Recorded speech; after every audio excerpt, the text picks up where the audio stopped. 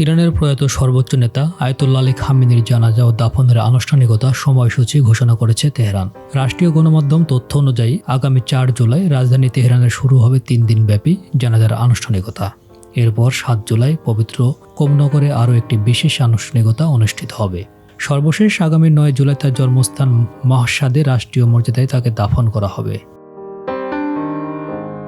প্রসঙ্গত, গত ফেব্রুয়ারিতে নিজ বাসভবনে যুক্তরাষ্ট্র ও ইসরায়েলের যৌথ হামলায় ৮৬ বছর বয়সে মৃত্যুবরণ করেন আয়াতুল্লাহ আলী খামেনি। নিরাপত্তার স্বার্থে তাকে চলমান যুদ্ধ পরিস্থিতির কারণে দাফনের এই প্রক্রিয়াটি মার্চ মাস থেকে বরাবর স্থগিত করা হয়েছিল। অবশেষে নতুন এই সময়সূচিটি প্রক্রিয়াটি সম্পন্ন করার সিদ্ধান্ত নেওয়া হয়েছে।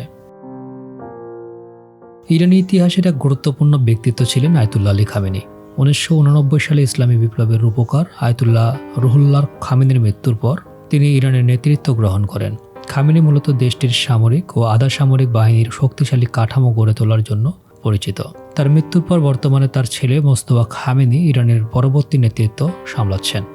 যদিও যুদ্ধ পরিস্থিতির শুরু থেকেই তিনি লোকচক্ষুর আড়ালে রয়েছেন, তবে সাম্প্রতিক বিভিন্ন কূটনৈতিক আলোচনায় তার সক্রিয় ভূমিকার ইঙ্গিত মিলেছে।